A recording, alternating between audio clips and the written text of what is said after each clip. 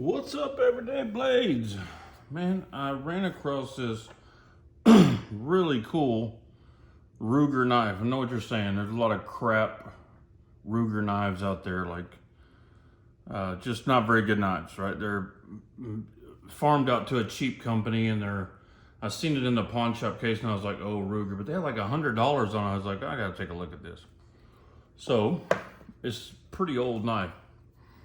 It's a Ruger all-weather first production run, and I looked it up there. You can't find much information on these except for the people in the forums talking about what great knives they were back in 2010, 2008, but they were talking about them as old knives even back then. So I got a feeling this knife is probably from early 2000s, maybe into the 90s.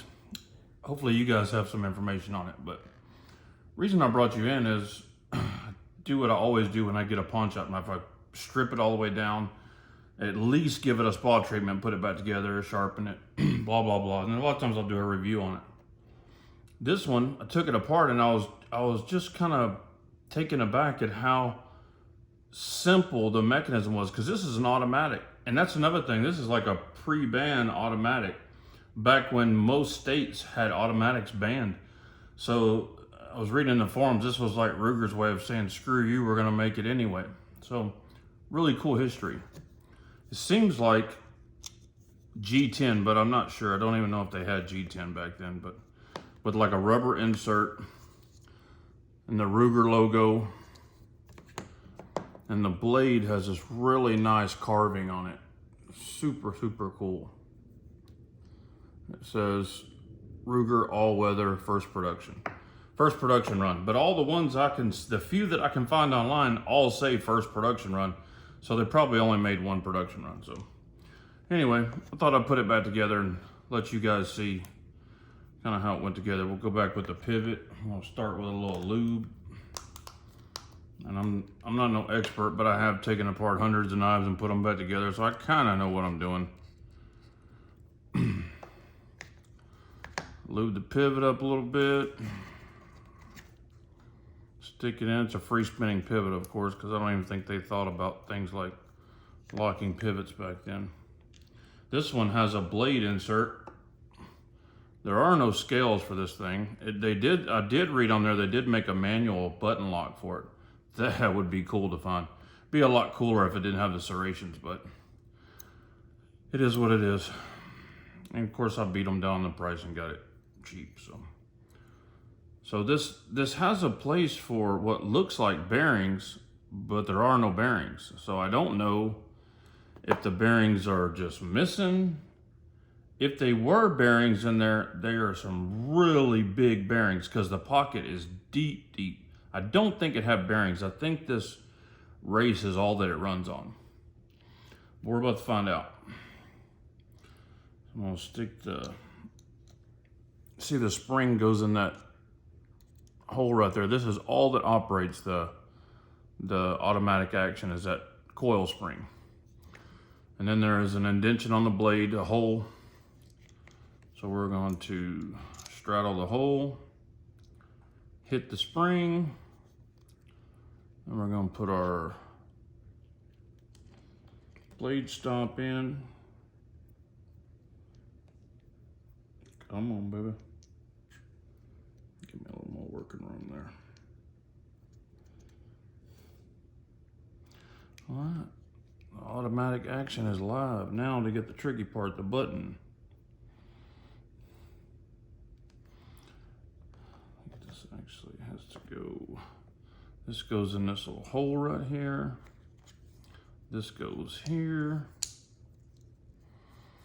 All right, I think that's the only part we have to dance in there, is that button. It's gonna be the only part we have to, oh, there goes the spring. And I'm sure there's a little bit better way to do this, but I don't know it. Well, let me do something before I do that. We want lots of lube. Put a little lube there. I want to get behind this spring, because that spring is carbon steel, so you want to have plenty of lube on it even if it's just for rust resistance.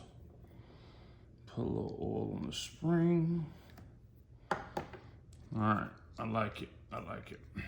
Oh, we need a little lube here on our button lock because it's gonna be rubbing up against metal too. So we'll fold her up tight.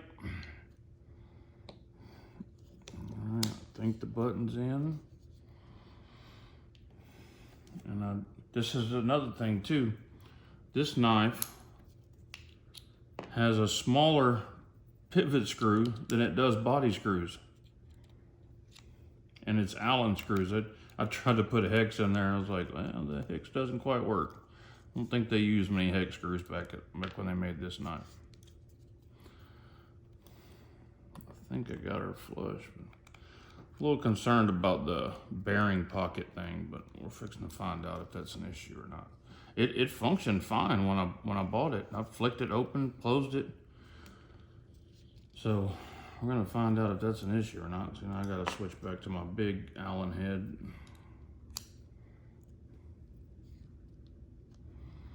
Tighten her up.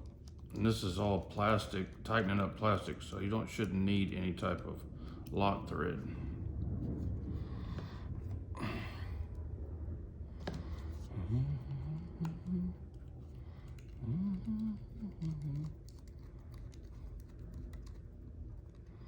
Just a little snug. Snug as a bug in a rug. You can see, man, for way back then, that's a good looking knife, and it's super light. And I know what they call it the all-weather. It's all these years old, and it doesn't show any type of wear as far as corrosion or anything like that.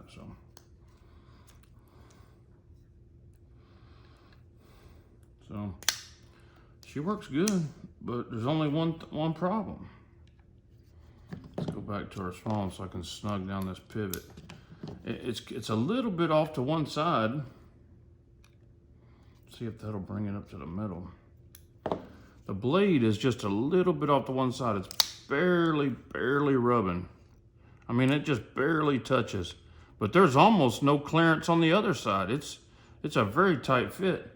So what do you guys think? I mean, with that action being as smooth as that is, you think that had bearings in it or anything? I think maybe those pockets were for the button lock. Maybe it had to have bearings for the button lock, but it just seems to work very smooth to me. It's just a hair to one side, but like I said, it just doesn't, there's no room. I mean, you push it over, you're touching the other side. So I think that's just the way it's designed. Really cool. Far as I know, this is the Ruger all-weather first production run. Automatic knife made by Ruger when automatic knives were illegal. So there you go. Guys, thanks for watching. God bless you and your families. Say a prayer for our country. Good night.